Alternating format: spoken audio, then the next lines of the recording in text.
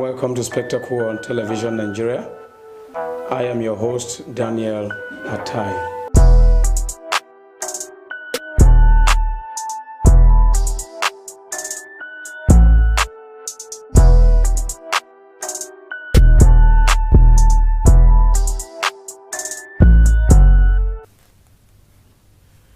We told you yesterday on Spectacle that last week the Minister of Power, Salem Maman, insisted there was not going back on the planned increase in electricity bill or hike of it. According to him, government was burdened by its spending on the sector. Many stakeholders, however, warned that a hike would only worsen the financial crisis in the sector, as the collection and remittance of electricity tariff have remained a challenge as the nation's 11 distribution companies, DISCOs, fail to meet the new minimum payment threshold set by the Nigerian Electricity Regulation Commission, NERC, as a prerequisite for a tariff increase. Who then is to suffer the consequence of their ineptitude or failure to address the financial crisis in the sector?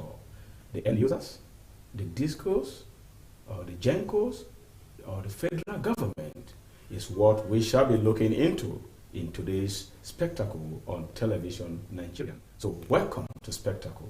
I am Daniel Atai. We have two energy experts in the studio, but we'll take a short break, and when we come back, I shall introduce them to you and we'll begin the analysis. Please stay tuned.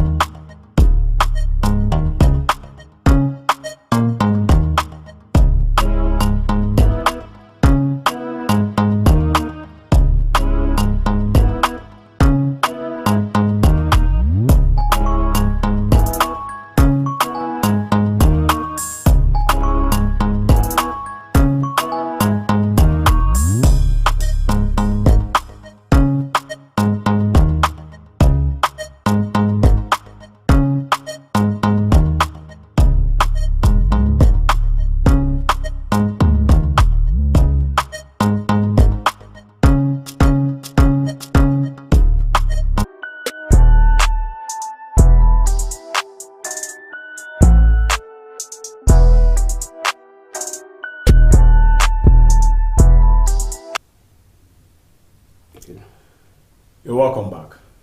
With me in the studio is Barrister Madaki Ahmed.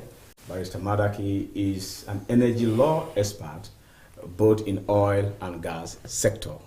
Barrister, you're welcome to Spectacle. Thank you very much, Dan. And far by my right is Engineer Goody Duru Oguzie, a consultant energy efficiency on power and environment.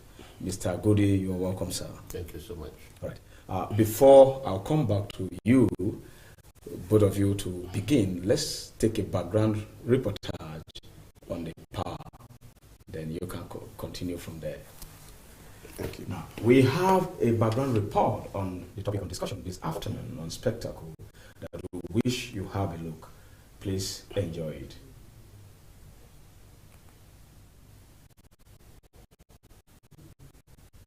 The financial crisis rocking Nigeria's electricity sector might not abate despite the move by the federal government to increase tariff next month.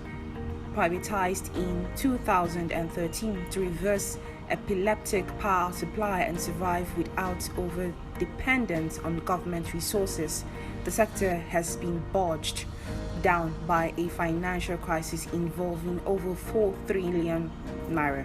The federal government had spent about 2 trillion naira to subsidize electricity consumption in the last 5 years, but the current economic realities are bad. Over 10.8 trillion naira has been approved for borrowing in the last 1 year alone. This is coupled with the challenges posed by COVID-19 and the crash in the prices of commodities. Last week, Minister of Power Salem Maman insisted there was no going back on the planned increase, arguing that government was burdened by its spending on the sector. Many stakeholders, however, warned that a hike would only worsen the financial crisis in the sector. In January, while the total invoices of the energy consumed stood at 52.2 billion naira, the discos only remitted 14.9 billion naira, a paltry 29% of the energy supplied to them for the month. The problem was worse in February, as the discos only paid 13.1 billion naira of the 52.1 billion naira worth of energy received. Only 25% of the remittance was met for the month under review. March was pathetic, as the companies remitted only 11%, being 5.8 billion naira of the 52.6 billion naira worth of electricity supplied to them. As the revenue collector in the Nigerian electricity supply industry, NESI, the NEC, in the wake of the attempt to increase electricity tariff and make the sector fund itself, set remittance threefold. Some discos were asked to pay as low as 9%, the highest was 50%.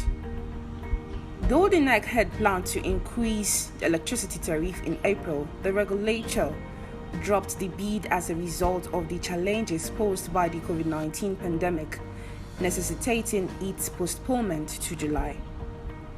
NBET and NEC are not on the same page on the billing system, unless the agency, the regulator, as well as the Bureau of Public Enterprise align on the loopholes. The invoicing parameters would be elusive, the source explained. An energy lawyer, Madaki Amer, insisted that the increasing current tariff would only amount to passing the inefficiencies of the discos to end users, noting there was nothing like cost-reflective tariff. I don't believe in cost-reflective tariff because cost is a relative term. Cost from whose perspective? Are those costs devoid of inefficiencies? I believe that at the current cost structure, the discos have more than enough money to run an effective service if they are not padding their cost. They must not pass the cost of their inefficiencies to end users because electricity is already well priced. Discos need to look inward to address the inefficient structure that makes them feel the current cost is not reflective, Amer said. Given the quality of service offered by the discos, Amer believes consumers in Nigeria should only pay half of the current tariff. He urged Maman not to be swayed by contrary arguments. Investors should hands off if they are not able to run the entities profitably, he mentioned.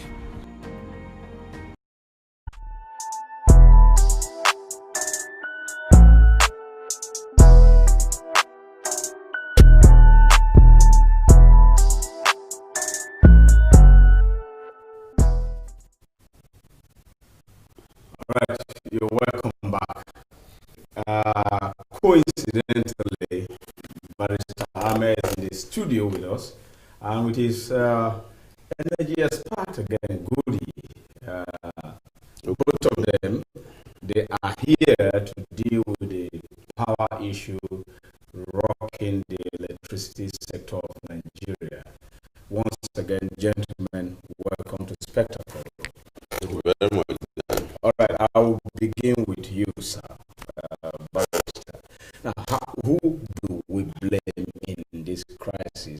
You spoke with Guardian newspaper 2 days ago, and you said that they should not take their ineptitude and push it to the masses or the end users. What do you mean by that? The hike in electricity supply, is it not justified?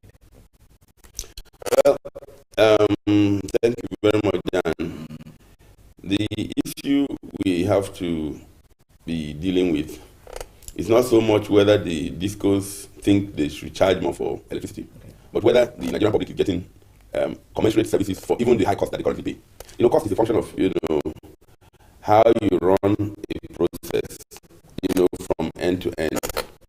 And anything can be expensive or cheap, depending on how the process is managed. For instance, if you have foreigners running your distribution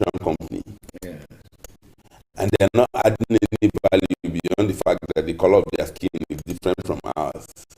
Why should I pay a premium for that? And why should that be part of the cost that I have to bear as a consumer? That's number one. Okay. Number two, where the generating companies make power available, to the distribution companies through embed. That's the Nigerian Bulk Electricity Trading Company. Yes. And there's power availability by the discos. But the discos cannot distribute the power for some reason of their own inefficiency, because the wires are either not there or the transformers are bad. Why should the cost that the discos want to reflect on the customer be the cost of the available power from embed and not the actual power received by the customers? If you realize that more than 60% of the Nigerian electricity consumers are not even metered at all, okay, and they're being charged on a notional basis by through what they call estimated billing. okay. And then you come and say you want to reflect cost. Whose cost are you reflecting?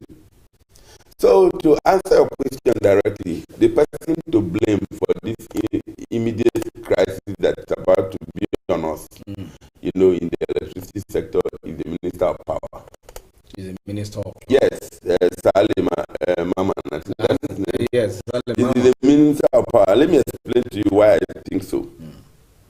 He has to be held accountable fully, because in April this year, 1st of April this year, was when the hike, the originally planned hike in power cost was meant to become effective. Okay. Before that, in the whole of March, the Electricity Regulatory Commission carried out a series of town hall meetings, okay, where they interacted with consumers of electricity and sought to take their views on board in trying to come up with whatever the reviews in the rates were going to be. And everywhere they went, there were geopolitical zone engagements where town hall meetings were held geopolitical zone by geopolitical zone. At the end of the day, all consumers roundly rejected the need for any kind of price hike. In fact, they demanded that they should get a refund for the excess power that they've been paying for. Okay. So that exercise led to the Electricity Regulatory Commission, which is the only body, authorized to grant the approval for any form of hike in electricity rates. Right. The Nigerian Electricity Regulatory Commission came up with an order rejecting the request of the discos to increase the cost of power. And that was just as recently as 1st of April. So what has changed between that time and now? That the Minister of Power is suddenly waking up and saying the prices must go up. I don't think he has the authority, the power, the legal, right to solely dictate how much power should cost, because he doesn't even know. So at the end of the day, we blame the Minister of Power.